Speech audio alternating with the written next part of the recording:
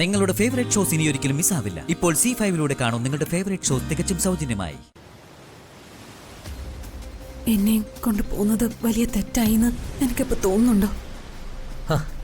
എന്താ മൈഥിലി നീ ഇങ്ങനെയൊക്കെ പറയുന്നത്? നീ ഇല്ലാതെ എനിക്ക് ജീവിക്കാൻ പറ്റുമെന്ന് നീ കരുതുന്നുണ്ടോ? നമ്മൾ ഒരുമിച്ച് സന്തോഷത്തോടെ ജീവിക്കാൻ തന്നെയാണ് പോകുന്നത്. പക്ഷേ ആദ്യം ആ മീനാക്ഷി നമ്മളെ ചതിച്ചു. പിന്നെ ആ കൂട്ടക്കളത്തിൻ്റെ അടുത്ത് നമ്മൾ ചെന്നുപെട്ടു. ഓരോ തരം പ്രതിസന്ധികൾ നമ്മളെ തേടി വരുമായിരുന്നു. പക്ഷേ ഇതിനെയൊക്കെ നമ്മൾ തരണം ചെയ്തിരിക്കും. എനിക്കിപ്പോൾ സ്വാമിനാഥൻ്റെ ഗുണ്ടകളോ പോലീസോ ഒന്നും അല്ല പ്രശ്നം. പണമാണ്. പണമാണ് വേണ്ടത്. അതെങ്ങനെ ഉണ്ടാക്കുമെന്നുള്ള മാർഗത്തെക്കുറിച്ചാണ് ഞാൻ ആലോചിക്കുന്നത്.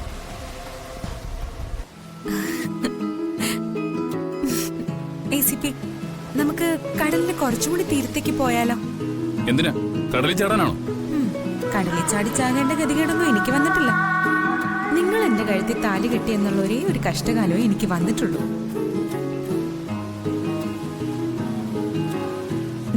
ഈ കുഞ്ഞിനെ കടല് കാണിക്കണം.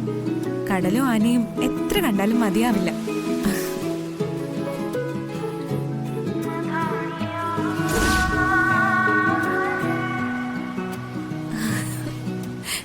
കണ്ടോ എന്റെ മുത്ത്? കണ്ടോ കടല്? കണ്ടോ എന്റെ മുത്ത്?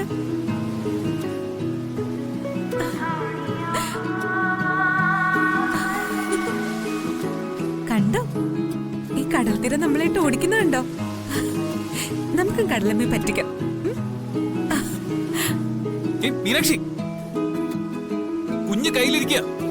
നീ പോയി കടലൊന്നും വീഴല്ലേ. ACP പേടിക്കണ്ട.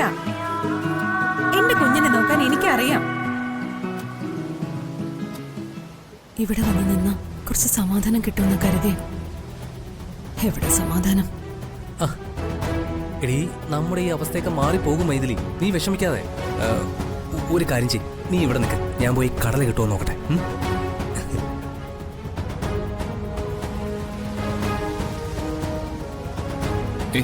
പതുക്കെ നമുക്കിനി അങ്ങോട്ടേക്ക് പോവാം. വാ.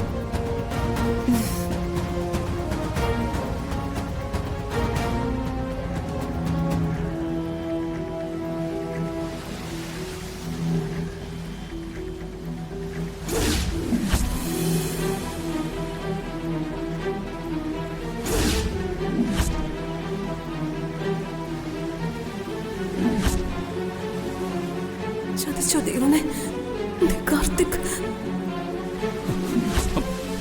മീനാക്ഷി, മൈഥിലി,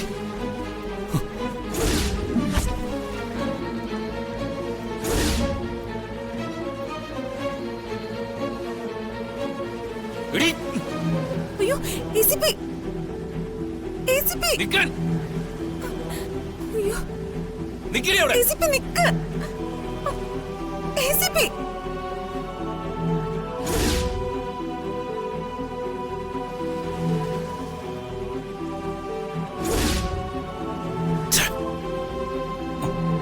എവിടെ അവള്? മൈഥിലി കണ്ടു എന്നുള്ളത് ACPയുടെ തോന്നല. എന്റെ തോന്നലൊന്നും അല്ല, ഞാൻ അവളെ കണ്ടത് തന്നെയാ. അവളിവിടെ എവിടെയോ ഉണ്ട്.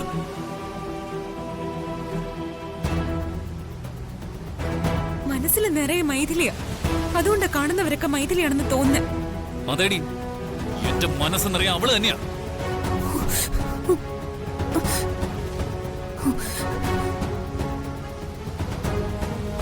രക്തം കുടിക്കുന്ന യക്ഷിയായി അവളെന്നും മനസ്സിൽ കിടന്ന് അലറുക. അവളെ നശിപ്പിച്ചാലേ ഇനിയുള്ള കാലം എനിക്ക് സ്വസ്ഥമായിട്ട് ജീവിക്കാൻ പറ്റൂ. അവളെ ഞാൻ കൊല്ലും. എന്താ ACP? ഇനി അവളി ബീച്ചിലെങ്ങാനും വന്നിട്ടുണ്ടാവോ?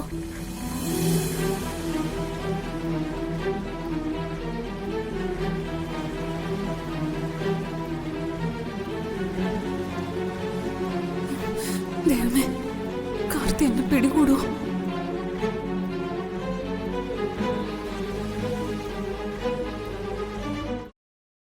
മാലതി, പെട്ടു എന്നാ തോന്നുന്നത്.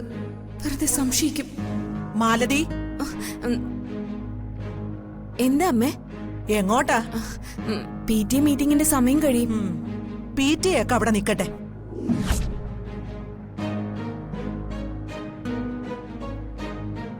ഇവിടെ നന്ദിനിയുടെ മുറിയിലിരുന്ന 1 ലക്ഷം രൂപ കാണാനില്ല.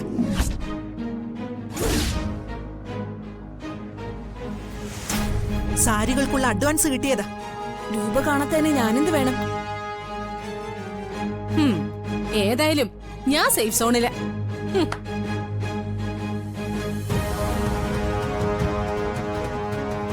അല്ല, കാശ് നിങ്ങൾ എവിടെ വെച്ചിരുന്നേ?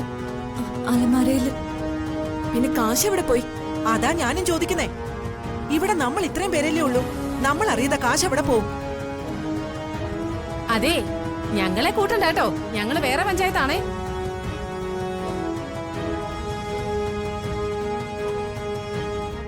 ദേ, ഇതാണ് അതിര്. അതിരൊക്കെ അവിടെ നിക്കട്ടെ.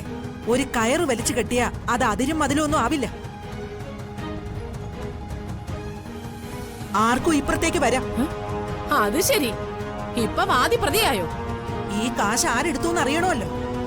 കാശ നന്ദിനിയായിരിക്കും എടുത്തത്. എന്നിട്ട് ബാക്കിയുള്ളവരുടെ കരുത്തിലേക്ക് അത് കെട്ടിവെക്കാൻ നോക്കുക.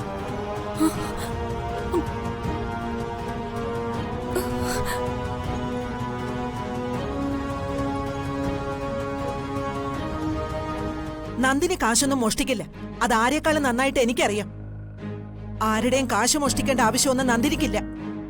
ഇതേ ഒരു ഒത്തുകളിയാ. നന്ദിനി ഏട്ടത്തി കാശ് എടുത്ത് കാണും. അമ്മ ഇവരെ വെള്ളപൂശാൻ നോക്കുക.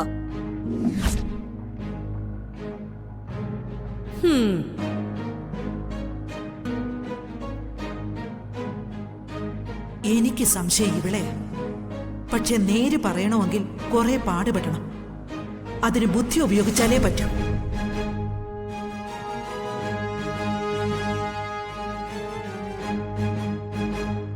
കാശ് പോയതിലല്ല ഇവിടെ പ്രശ്നം.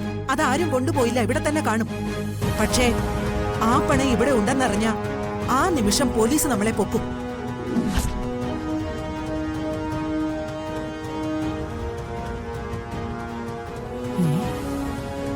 അതെന്തിനാ പോലീസ് പിടിക്കുന്നത്? ആ സാരിയുടെ ഓർഡർ തന്ന മന്ദാകിനി ടെക്സ്റ്റൈൽസിന്റെ മാനേജര് അല്പം മുമ്പ് എന്നെ വിളിച്ചിരുന്നു.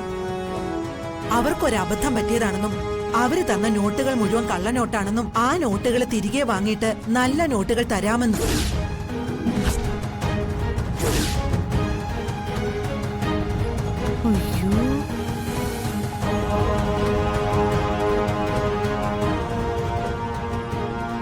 അതുകൊണ്ടാ ഞാൻ നന്ദിനിയോട് രൂപ എടുത്തോണ്ട് വരാൻ പറഞ്ഞത്. ഇതിപ്പോ പുലിവാലായല്ലോ ദൈവമേ. പോലീസ് എങ്ങാനും വിവരം അറിഞ്ഞാ.